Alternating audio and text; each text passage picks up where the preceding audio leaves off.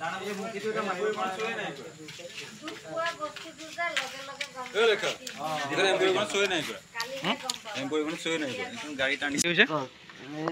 ফুল স্পীডৰ পৰা আহিছে।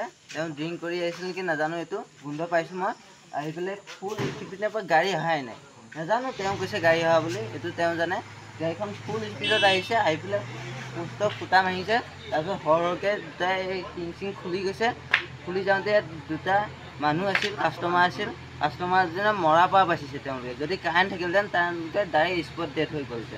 আৰু গাড়ীত তেল ভৰাই আছিল, তেলো তেওঁলোকে পৰি গৈছে। তেওঁলোকে মানে মানুহজনী মৰাৰ পৰা বাচিছে। আৰু মোকতো বহুত দম দিছে, কৈছে তই কোন হয়, তই কি কৰি আছ, এইবোৰে তেওঁলোকে মানে দমত মানে গাড়ীখন, মই কৈছোঁ বোলো পুলিচ আহক গাড়ীখন লৈ যাব, ইমান দৌৰা দৌৰি কৰিব নালাগে। তেওঁ কয় বোলে গাড়ী মই লৈ যাম মোৰ 10খন আছে 5খন আছে, এনেকৈ কৈ তাৰপিছত এতিয়া পুলিচ ছাৰহঁত আহিলে তেওঁ মানুহজন গায়ব হৈ গ'ল। চালকজন ক'ত চিনি পাইছা নেকি? মানুহজন মোন ক'ৰ হয়? জয়ন্তীপুৰ হয়। কি হৈছিলে ঘটনাটো? মই ৰখি আছিলোঁ, বাইকখন লৈ পেলাই মই তেল ভৰাব আহিছিলোঁ। বাইক লৈ ৰখি আছোঁ, তেনেকুৱাতে গাড়ীখনৰ মাত শুনিছোঁ, মানে ব্ৰেক মৰা আৱাজটো শুনিছোঁ। তাৰপিছত গাড়ীখন আহি ধামকৈ মাৰিছে পিছ চাইডে, মোৰ বাইকৰ একদম লগতে মাৰিছে। কাৰেণ্টৰ পোষ্ট ভাঙি গৈ পেলাই পোষ্টটো পৰিছে গোটেই টিংখনত। তাৰপিছত গোটেই কাৰেণ্ট সোপা মোৰ বাইকত পৰিছে।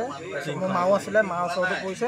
মাৰ গাত ভাগ্যে পোৱা নাই, কাৰেণ্ট গোটেইখিনি মাৰ গাত যদি পৰা হয়, তাৰ গাতো অলপ মোৰ গাত পৰা নাই। মানে মোৰ বাইকখনত যিখিনি গোটেই কাৰেণ্টখিনি মাৰিছে মোৰ বাইকত, মই বাইকৰ সৈতে পৰি গৈছোঁ। কোন জেগাত হৈছিলে কথাটো? এয়া আমাৰ কলেজৰ বেক চাইডে বইজ হোষ্টেলৰ কাষতে।